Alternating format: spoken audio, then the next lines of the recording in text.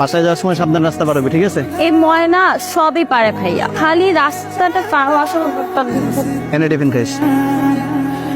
কোথাও ICU bed খালি নাই, তাহলে আমার ছেলে বাঁচবে কি করে? ও তো মরে যাবে। আসসালামু আলাইকুম চাচা, কোনো সমস্যা? আমার ছেলেটা বাইক অ্যাক্সিডেন্ট করবে, কিন্তু কোথাও আমি একটা আইসিইউ বেড খালি পাচ্ছি না। আপনি যদি বলেন আমি হসপিটালে কথা বলে দেখতে পারি, আমার পরিচিত একজন আছে। অবশ্যই বাবা, প্লিজ। আইসিইউ ম্যানেজ হয়ে গেছে। কি বলেন? আপনার এই আমি কোনোদিন শোধ করতে পারবো আরে না না না, 34 বাজি লাগবে 1000, পুরো 1000। ওর দাম কি 1000 টাকা আছে?